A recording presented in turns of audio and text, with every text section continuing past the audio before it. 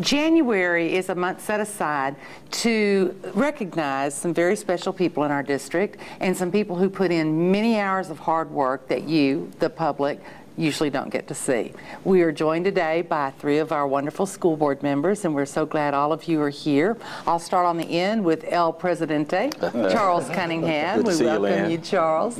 Robert Sitton is the Parliamentarian Glad this to be year. here. And Brent Engelage is our Vice President of the school board. Good to be here. And all of these men, along with 4 others, put in many, many hours with Dr. Sconzo and in guiding our district, setting policy, and making sure your students get the very best education possible. So let's talk a little bit about board service, and I guess we'll start with you, Charles, since you're our president and a longtime board member. What do you get out of board service? Board service, it's the satisfaction of serving community. And when we look at it, it's all about promotion. And it's promoting the programs that we have in our district, seeing that every kid has a chance not only to be for college readiness, but every kid has a chance for work readiness. And we put these programs in place through our last curriculum audit. And just to name off one person, Marie Flynn, who is actually doing an excellent job of bringing this together. And so that is one of the things that I get, and I'm just ecstatic. You know, a lot of pain, but in the end, in the end, it's all worth it. When it's all worth it. Kiddos succeed, isn't yes, it? That's yes. right. Well, Robert, you're the newest member among the 3, and why did you decide to run for the board? You know, I'm always the hick and the corny one of the group, but Dad always told me never complain about what you permit. If you want to make a difference, you got to get involved. And as y'all know, I've lived here my whole life, and this seemed to be a natural step for us, for me, working here, having an office here in the community, and having kids in the system. 2 kids through the system already, had so much fun, I started over again. So that's why we're here, and I'm having a ball. Having an absolute ball.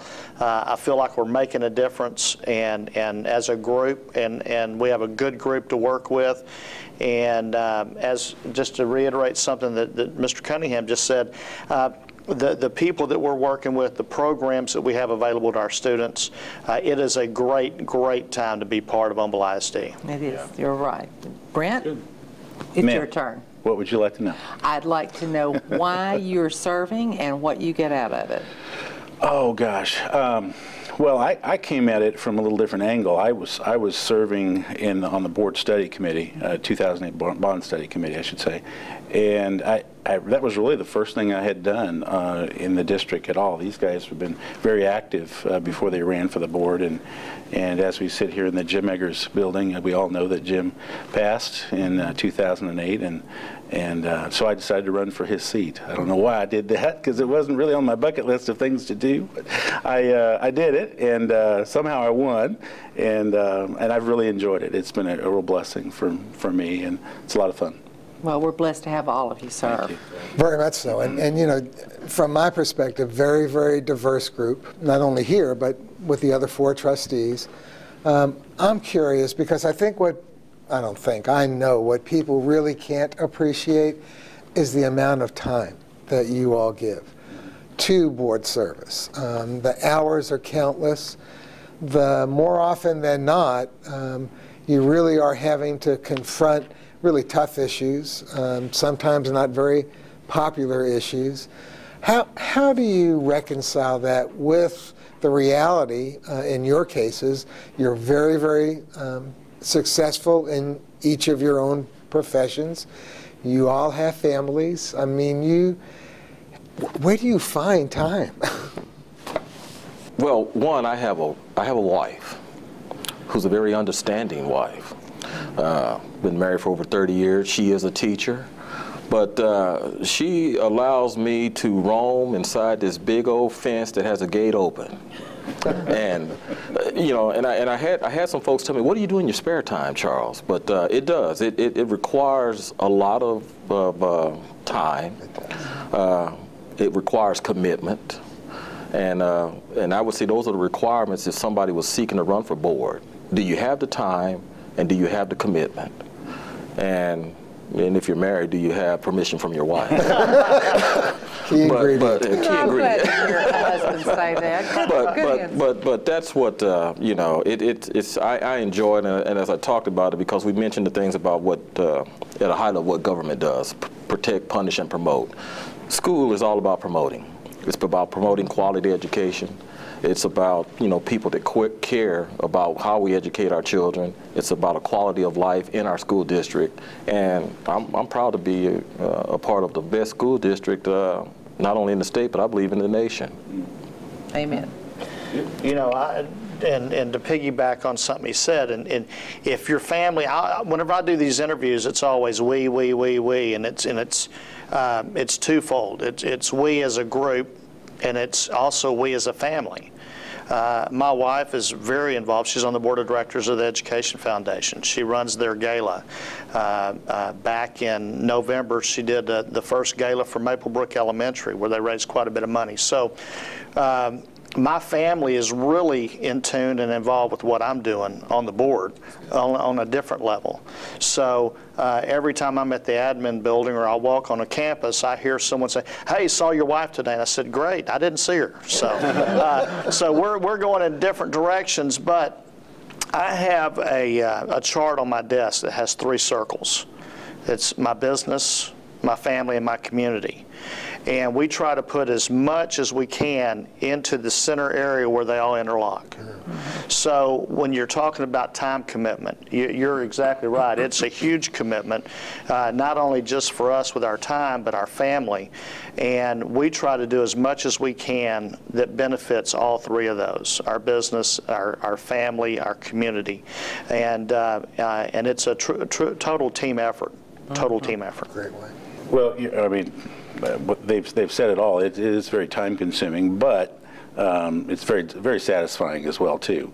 I remember when I was running for the board, my daughters who were in kindergarten and first grade, my first grader told me one night that she didn't want me to get mad at her, but she was praying that I lost because she didn't like me campaigning so much. When you're campaigning, you're off to a lot of different functions, and she wasn't used to that.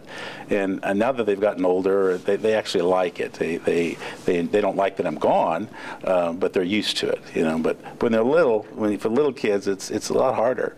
And I remember talking with, as I was campaigning with Congressman Ted Poe, and he asked me how the campaign was going. I said, "Well, it's going horrible, actually. My daughter hates me, and she's praying that I lose. So other than that, it's great." And he said, "Hey, word of advice," he says, "try to include them in everything you do." That's right. And I have really done that. I've really enjoyed bringing them with me to different functions and activities, and they've really learned a lot. So it's been, in that sense, they like it a lot better now because they're part of it. So thank you, Congressman Poe. That was great advice. A little secret, though, as they become more teenagers, they're going to not want Daddy around all the time. Just a warning ahead of My wife time. has told me that too. So That's true. it's a good thing. I'm sure my daughter's going to want me around even on her first date. You think? Oh, yeah. Absolutely. I think you're delusional. I really do. But that's okay. That's what daddies are. That's right. Real quick, Charles, because you've been really involved in past years with legislative issues, Yes. with lobbying and working to try to get better funding for our schools. What do you see happening in the coming year as far as school funding is concerned, and how do you think it's going to impact Humble ISD? Well, as you know, Lynn, Humble ISD has been very proactive, and so the past session, we moved in a direction where we were, as I say, ahead of the game. I was fortunate enough back in October to sit with Lieutenant Governor Dewhurst, and from that meeting, there was another meeting brought forth where Dr. Sconzo and I was able to attend in December. And we were ahead of the curve because we actually had his ear. And so I'm looking, as we move forward, some tweaking with the testing. As you know, out of the 177 school days, 38 days are spent on testing. We need to tweak that. We need to come back down to really what the STAR test is all about. And besides some of the other things, and we have a legislative packet that we've put forward. So we're going to aggressively pursue those items next month in February, and we'll see. Yeah. Good luck. So, either of you want to weigh in on that? Yeah, you know, a lot of people don't understand, or maybe they just hadn't been told, you know, that Dr. Sconzo is so well thought of in the educational community. Most people know that we were part of the lawsuit, that hopefully we'll get some type of answer in the next month or so. But he was the first superintendent to testify at the hearing. He was also, if I'm not mistaken, the only returning superintendent from the previous lawsuit. So Dr. Sconzo carries a lot of weight in the educational community. Not only that, we have our former colleague, Dan Huberty, in Austin on the Education Committee.